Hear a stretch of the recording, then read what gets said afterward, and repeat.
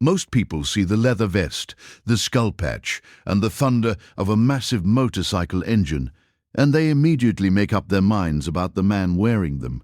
They see danger, they see trouble, they see someone to avoid at all costs. But on a cold and stormy night at a lonely roadside diner off Highway 50 in Nevada, an elderly woman saw something very different when she walked straight toward the most intimidating biker in the room and whispered 6 desperate words.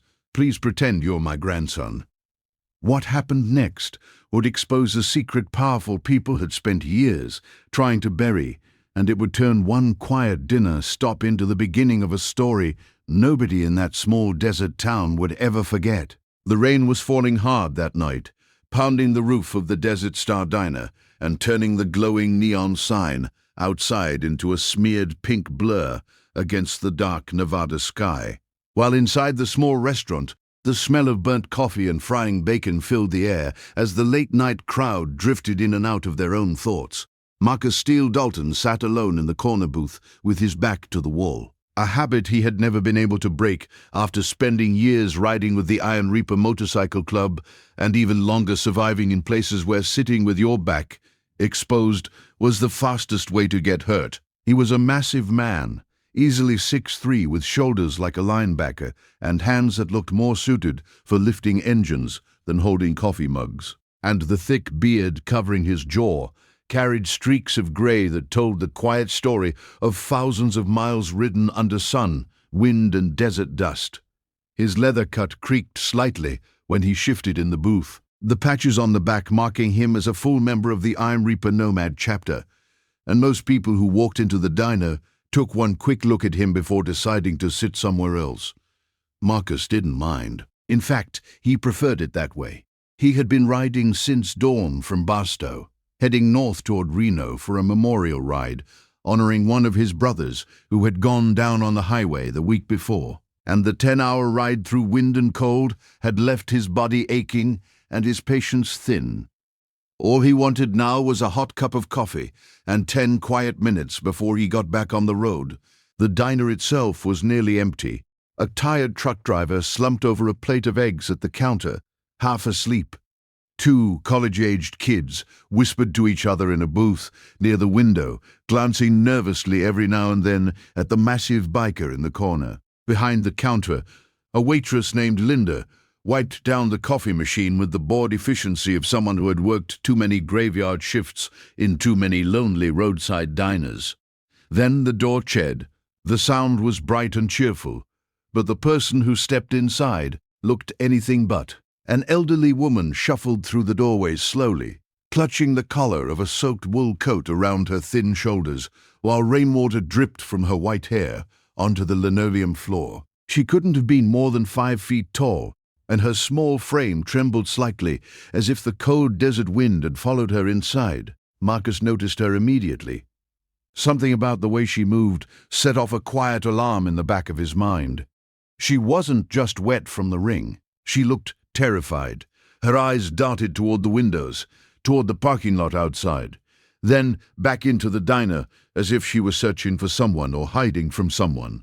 Linda, the waitress, opened her mouth to greet her, but before she could say anything, the woman began walking quickly through the diner, her steps uneven but determined. She passed the counter, ignored the empty booths near the door, and moved straight toward the back of the room where Marcus sat alone. Marcus raised an eyebrow slightly. People didn't usually walk toward him. They walked around him. But the woman stopped beside his table, gripping the edge of the booth with shaking fingers as if she needed it to stay standing. Up close, Marcus could see just how frightened she was. Her eyes were wide and glossy with tears. She was trying desperately to hold back, and her breathing came in short, uneven bursts. She leaned closer to him, her voice barely louder than the rain hammering the windows. "Please," she whispered, "please pretend you're my grandson." Marcus blinked in confusion. For a moment, he wondered if he had heard her wrong. "What?" he asked quietly, his deep voice rumbling like distant thunder. But before she could answer, bright headlights suddenly swept across the front windows of the diner, cutting through the rain like white knives. The old woman's body went rigid. Marcus turned his head slowly toward the glass. A black SUV had just rolled into the parking lot. Its engine idled for a moment before shutting off. The woman grabbed Marcus's arm with surprising strength for someone so small. "He's here," she whispered, panic flooding her voice. "Please, just for a minute." The diner door chimed again as it opened. A tall man stepped inside wearing a grey suit that looked completely out of place in a roadside diner at nearly midnight. His hair was perfectly combed, despite the rain outside, and thin metal glasses rested on his sharp nose. But it wasn't his appearance that caught Marcus's attention. It was the way the man scanned the room slowly, carefully, like a hunter searching for something he already knew was hiding nearby. His eyes moved across the trucker at the counter, the two college kids by the window, the waitress behind the register. Then they stopped, locked onto Marcus and the elderly woman beside him. Marcus felt the tension in her grip tighten. In that instant, he didn't know who she was, and he didn't know who the man in the suit was either, but he knew fear when he saw it. And the fear radiating from the woman beside him wasn't the kind you could fake. Marcus sighed quietly, then slid over in the booth and patted the seat next to him. "Grandma," he said loudly enough for the whole diner to hear, "I told you not to wander off in this weather." The old woman didn't hesitate. She slipped into the booth beside him and wrapped her arm around us like she had known him her entire life. "Sorry, sweetheart," she said softly, playing along with perfect timing. Across the diner floor, the man in the grey suit stopped walking. His polite smile froze on his face as he stared at the unlikely pair sitting together in the back booth. Marcus lifted his coffee mug and took a slow sip without breaking eye contact. The message was simple. Whatever game the man had come to play tonight, he wasn't playing it alone anymore. The man in the grey suit didn't react immediately, and that silence alone told Marcus Dalton more than any words could have. Most normal people would have hesitated when confronted by a 6'3" biker with arms like steel cables and a vest full of outlaw patches. But this man simply stood there for a moment, studying the booth, as if calculating a complicated math problem in his head. The rain continued to pound the diner windows, while the neon sign outside flickered faintly, casting brief flashes of pink light across the man's face. And in those flashes, Marcus noticed something unsettling in the stranger's expression. There was no confusion, no concern, just cold patience. Finally, the man adjusted the cuffs of his suit and began walking toward the booth again with calm, deliberate steps. The trucker at the counter had lifted his head now, watching quietly, and even the two college kids had stopped whispering. The atmosphere inside the diner had shifted. Everyone could feel it. The stranger stopped beside the table and offered a polite smile that didn't reach his eyes. "I apologize for the interruption," he said smoothly, his voice controlled and professional, the kind of voice used by lawyers and executives who were used to getting their way. "But I believe there's been a misunderstanding." He gestured toward the elderly woman sitting beside Marcus. "That woman is my mother. She suffers from occasional confusion and tends to wander off when she's upset."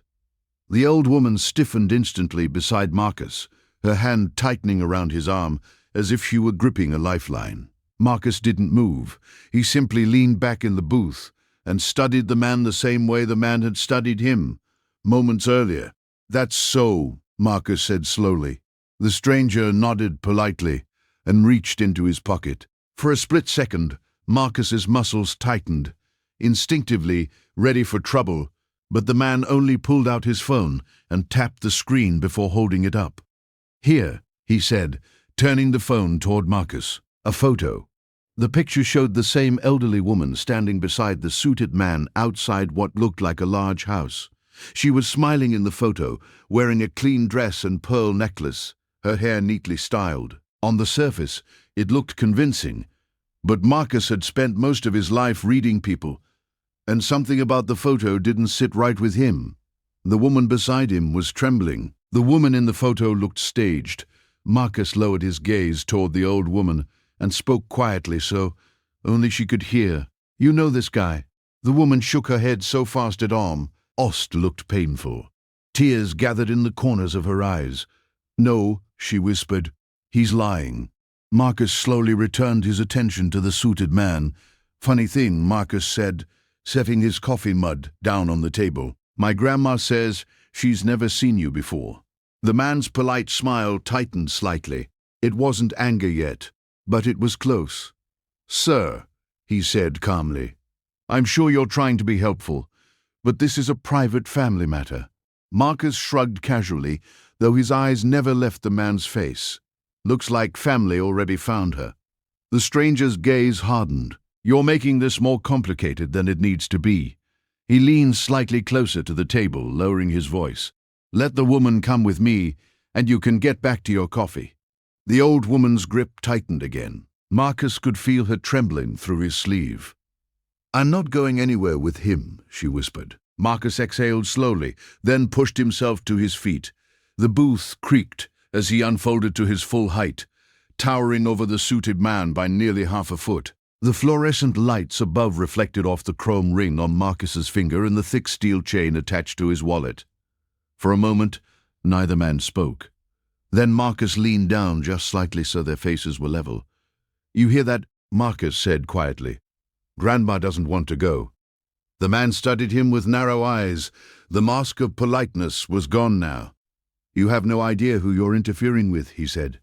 Marcus shrugged again. "Probably not." He glanced out the window briefly. Another vehicle had just pulled into the parking lot, headlights cutting through the rain. A second black SUV. Marcus noticed the suited man glanced toward it too, just for a split second. And that was enough to confirm what Marcus already suspected. This guy hadn't come alone. The man looked back at Marcus and smiled fatally, confidence returning, his voice. "I'm trying to be reasonable," he said, "but you're forcing my hand."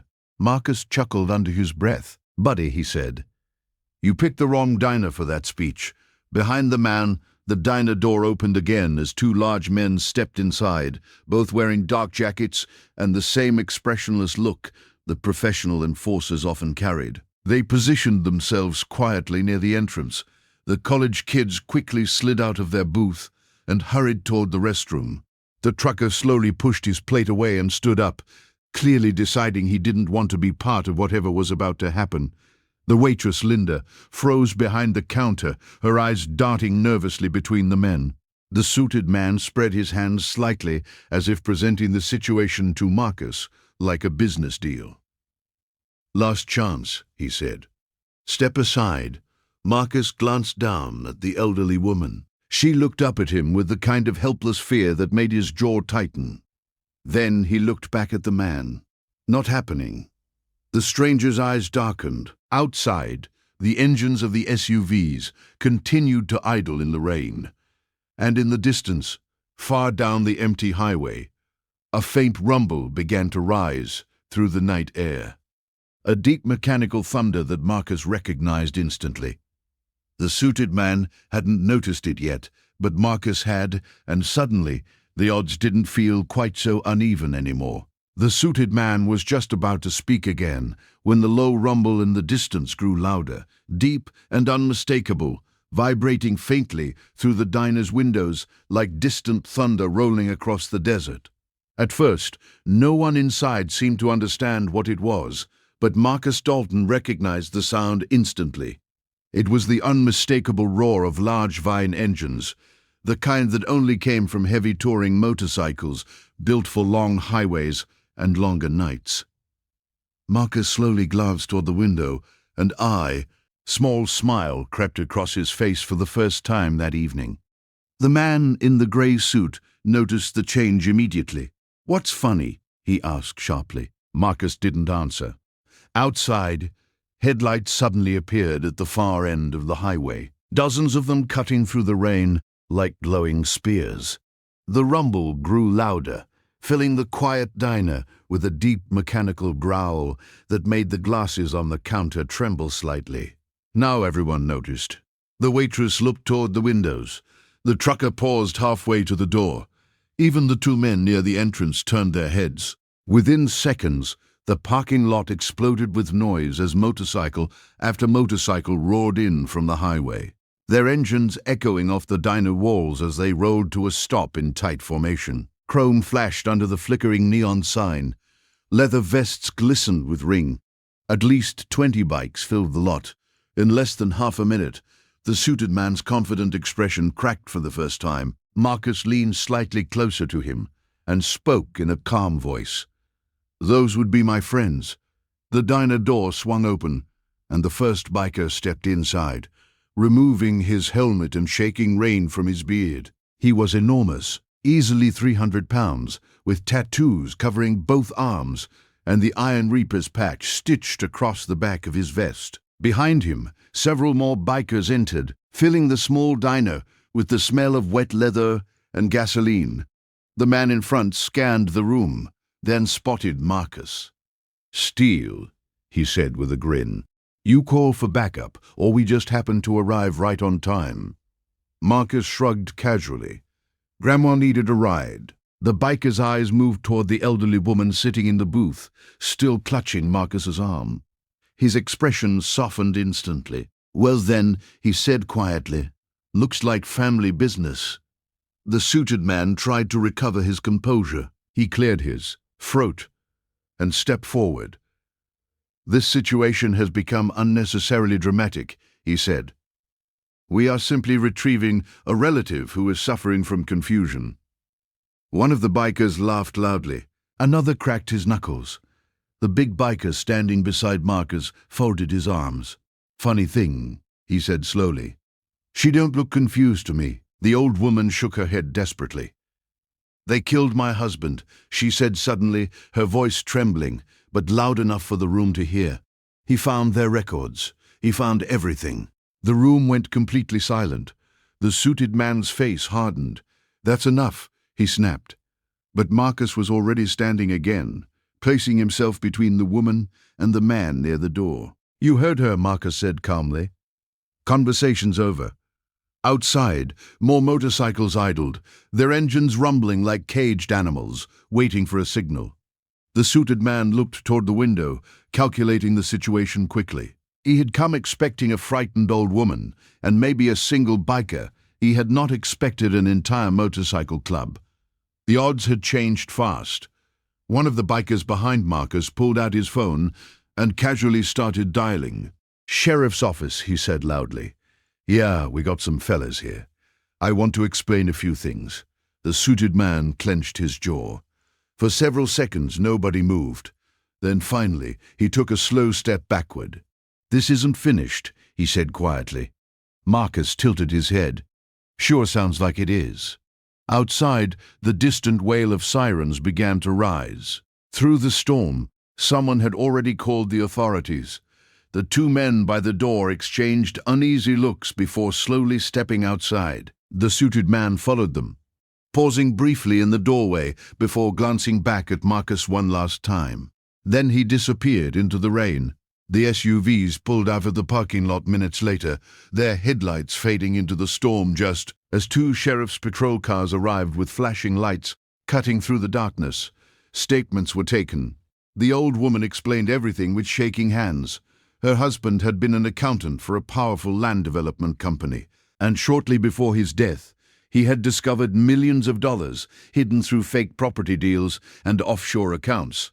When he threatened to expose it, he died in what police had called a tragic accident.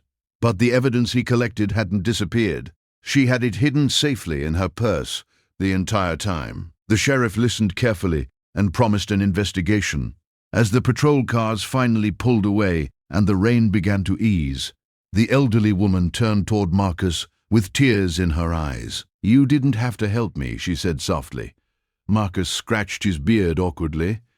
"Guess I did," he replied. "Grandsons got to look out for their grandmas." The bikers outside laughed quietly, climbing back onto their motorcycles. The woman hugged Marcus tightly before stepping into the sheriff's car to be taken somewhere safe. Marcus watched the tail lights disappear down the highway, then climbed onto his Harley. The engines around him roared back to life, one by one, as the Iron Reapers rolled out of the diner parking lot together. As Marcus pulled onto the empty highway, the storm clouds were already breaking apart, and the first faint glow of sunrise stretched across the desert horizon. He twisted the throttle and the Harley thundered forward into the open road, leaving the quiet diner behind. And somewhere in the distance, just as finally catching up to the men who thought they could silence